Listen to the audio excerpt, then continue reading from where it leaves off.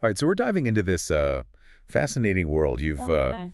presented us with this connection between what we eat and and how we breathe, Right. especially when it comes to asthma. You've given us quite a collection of research articles, even some personal notes. Wow. Yeah. So clearly you're serious about exploring this. And you're right to be, because while there's no magic asthma diet, Right. the research does suggest that dietary choices can play a role in managing symptoms. No silver bullet, but we might find some pretty cool clues. Exactly. So our mission today is to help you navigate this complex landscape Okay. and figure out Yeah. what dietary tweaks might make a difference for you personally. Exactly. And one of the most compelling trends that emerges from your research is the link between the rise in asthma cases in recent decades Mm. and our shift away from fresh foods towards more processed options. Okay. It's not just about the absence of key nutrients. Right. Processed foods often come loaded with additives and preservatives that can actually trigger inflammation throughout the body.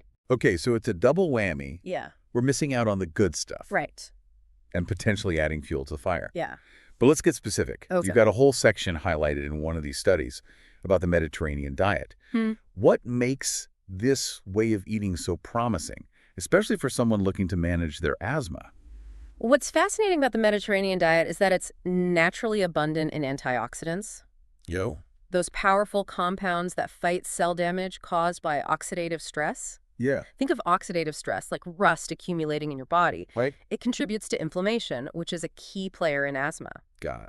And one study you've highlighted found that following a Mediterranean diet for just 6 months led to a significant reduction in markers of inflammation in asthmatic adults. So it's not just a feel-good diet. There's real science backing up its benefits. Right. And speaking of science, let's talk about those antioxidant all-stars you mentioned earlier. Absolutely. Vitamin C, E, and A are all potent antioxidants that play a role in protecting our lungs. Okay. Now, I know you're a fan of getting information that you can actually use, so here's a nugget from one of your highlighted articles. Okay. A study found that supplementing with vitamin C significantly reduced asthma severity in children who were also deficient in this vital nutrient. Wow, that's really interesting. Yeah. And it makes perfect sense because vitamin C is known for its immune-boosting properties. Exactly. It helps to fortify our body's defenses against those environmental triggers that can exacerbate asthma. Okay, so vitamin C, check. Now, what about vitamin E? What role does it play in the grand scheme of respiratory health? Well, vitamin E is a powerful protector of cell membranes, including those in our lungs. Okay. It helps to shield them from damage caused by pollutants and other irritants. So it's like a shield for our delicate lung tissue. I like that. And what about vitamin A? I know it's important for vision, but how does it fit into the asthma puzzle? Vitamin A is crucial for maintaining the health of our mucous membranes, Okay. including those that line our respiratory tract. These membranes act as a barrier against infections and irritants. Okay. So keeping them strong is essential for healthy breathing. Okay, that makes sense. Strong barrier is good. But, you've got quite a few notes scribbled down next to the section on magnesium. Right. What's so special about this mineral? Well, magnesium is often overlooked, Yeah. but it plays a crucial role in relaxing the muscles in our airways. Oh, okay. You actually mentioned in your notes that you occasionally experience tightness in your chest. Magnesium could be a key player in addressing that. Wait a minute. So you're saying that something as simple as increasing my magnesium intake could potentially help with that chest tightness? It's definitely worth exploring. In fact, a study you flagged found that magnesium supplementation helped to improve lung function and reduce airway hyperresponsiveness in asthmatic individuals. Wow, that's pretty amazing. And the best part is magnesium-rich foods are delicious. Yeah. Dark chocolate, avocados, sign me up. See, eating for your lungs doesn't have to be boring. Yeah. Not boring at all. Mm-hmm. But let's not forget about the other side of the coin. Yeah. We've talked about the good guys. Right. But what about those food villains that might be lurking in our pantries, Right. just waiting to trigger an asthma attack? Right. Because while focusing on those beneficial nutrients is essential, Yeah. being aware of potential triggers is just as important. Right. And this is where it gets really personal because everyone reacts differently to food. What might be perfectly fine for one person could be a problem for another. Okay, so let's talk about these potential triggers. I see you flagged a few things in your notes, including sulfites. What's the deal with those? Sulfites are a common preservative used in a variety of foods and drinks. And while they're harmless for most people, they can trigger asthma symptoms in those who are sensitive. You mention in your notes that you often experience wheezing after having wine. Mm-hmm. That could very well be a sulfite reaction. Ah, so that explains the post-wine wheeze. Yeah. Good to know. hmm What other sneaky culprits should we be on the lookout for? Well, another potential trigger you highlighted in your research is gas-producing foods. Okay. Now, this might sound a bit strange, Yeah. but when our digestive system produces excess gas, it can put pressure on the diaphragm, Okay. the muscle that helps us breathe. Right. And this added pressure can sometimes trigger asthma flares. So it's not just about avoiding discomfort. Right. It's about minimizing anything that could restrict our breathing. Exactly. That makes a lot of sense. And common gas-producing culprits include things like beans, carbonated drinks, and certain vegetables like onions and broccoli. Okay. But remember, it's all about individual responses. What causes gas for one person might not bother another. Right. It's all about paying attention to our own bodies Yeah. and noticing those patterns. Mm. Now, you mentioned that gas can directly impact our breathing, Mm-hmm. but I also see some notes about food compounds that trigger inflammation, Yeah. leading to asthma flares. What can you tell us about that? Yes, some foods contain compounds that can trigger the inflammatory response in our bodies. And this inflammation can exacerbate asthma symptoms. One example you highlighted is salicylates, Okay. which are found naturally in certain fruits, vegetables, and spices. Okay, so salicylate's good to know. Are there any particular foods high in salicylates that we should be aware of? Some of the common ones include coffee, tea, some berries, and certain herbs and spices. Okay. But again, it's all about individual sensitivity. Right, and I imagine it's tricky to pinpoint these triggers, Yeah. especially since many foods contain multiple compounds. Exactly. It's a complex web, and that's why it's so important to approach this with a sense of curiosity and experimentation. So it's like becoming a detective for our own bodies. I love that. We gather clues, observe patterns, and try to figure out what works best for us. I love that analogy. And speaking of detective work, I noticed you got a big question mark next to the section on food allergies. Okay. Is there something specific you're wondering about? Sure. Well, I know that food allergies can be serious, Right. but I'm not exactly clear on how they relate to asthma. That's a great question, and it's important to distinguish between a food sensitivity, Okay. which might cause mild discomfort, Right. and a true food allergy, which can trigger a severe, potentially life-threatening reaction.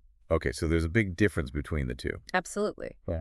And while food sensitivities might contribute to general inflammation, Okay. food allergies can directly impact the respiratory system, Right. causing symptoms that mimic asthma, such as wheezing, coughing, and difficulty breathing. So in some cases, what might appear to be asthma could actually be a food allergy presenting itself. Exactly. And you mentioned in your notes that you have a history of eczema that's actually a risk factor for developing food allergies. Wow, I had no idea those two were connected. So what are some of the most common food allergens that people should be aware of? The usual suspects are milk, eggs, peanuts, tree nuts, soy, wheat, fish, and shellfish. Okay, that's quite a list. It is. And it's important to note that even trace amounts of these allergens can trigger a reaction in highly sensitive individuals. So it's not just about avoiding those foods outright. It's about being aware of potential cross-contamination as well. Exactly. Reading labels carefully, asking questions at restaurants, and being mindful of food preparation are all crucial steps in managing food allergies. It sounds like knowledge is power when it comes to navigating this complex world of food and allergies. Absolutely. And if you suspect you might have a food allergy, it's crucial to consult with your doctor for proper testing and guidance. So we've covered a lot of ground here, from beneficial nutrients to potential triggers. But before we wrap up this part of our deep dive, I want to shift gears and talk about meal timing. Does when we eat play a role in asthma management? That's a great question. And while the research is still emerging in this area, some studies suggest that eating large meals close to bedtime might exacerbate asthma symptoms in some individuals. That makes sense. If our digestive system is working overtime while we're trying to sleep, Yeah, it could potentially put extra pressure on the diaphragm and make breathing more difficult. precisely. So it might be worth experimenting with leaving a couple of hours between your last meal and bedtime to see if it makes a difference for you. Okay, that's a good tip to keep in mind. Yeah. Now, while we're on the topic of practical tips, I'm also curious about portion sizes. Does the amount we eat play a role in asthma management. Yes, portion control is an important aspect of overall health, and it can indirectly impact asthma as well. Overeating, especially foods that cause gas or bloating, can put pressure on the diaphragm and trigger symptoms. That's not just about what we eat, but also how much we eat. Right, Moderation is key. absolutely. And this ties into the concept of mindful eating, which we touched on earlier. Yeah. It's about paying attention to our body's hunger and fullness cues and eating in a way that nourishes us without overdoing it. It's about savoring each bite and really enjoying the experience of eating. Exactly. And this can be especially helpful for managing those potential triggers we discussed. If you know a certain food tends to cause gas or bloating for you, Yeah. being mindful of your portion size can help minimize those uncomfortable side effects. Great advice. And as we head into the final part of our deep dive, I'm really curious to hear your thoughts on some practical strategies for putting all of this knowledge into action. I am happy to share some insights. All right, so we've covered a ton of ground, from those powerful nutrients to the sneaky triggers that might be lurking in our pantries. Right. Now let's get practical. Okay. What are some actionable steps we can take to put all this amazing knowledge into action? Well, the first step is really simple, but often overlooked. Tune into your body. Pay attention to how you feel after eating certain foods. Do you notice any patterns? Maybe keep a food diary for a few weeks, jotting down what you eat and any symptoms you experience. Okay. This can be a powerful tool for identifying those personal triggers that might be unique to you. So it's like becoming a food detective, tracking down those sneaky culprits that might be messing with our breathing. I like it. Exactly. Yeah. Now remember, this isn't about deprivation Right. or adopting a restrictive diet. It's about making conscious choices that make you feel good. Both physically and mentally. Right. It's about finding a way of eating that supports both our bodies and our minds. Absolutely. Now, before we wrap up this deep dive, I have one final question for you. If you could offer just one piece of advice to our listener based on all the research we've explored today, what would it be? That's a great question. I think I would say this. Okay. Don't underestimate the power of food. It's not just fuel, it's information. Yeah. It's a way to communicate with our bodies and provide them with the tools they need to thrive. Food is medicine. I love that. Exactly. And when it comes to asthma, making conscious choices about what we eat can be a powerful strategy for managing symptoms and supporting our overall respiratory health. This has been an incredible journey, and I feel like we've uncovered some truly valuable insights. Thank you so much for sharing your expertise with us today. It's been my pleasure. And to our listener, remember, this is just the beginning of your exploration. Keep learning, keep experimenting, and most importantly, keep breathing easy.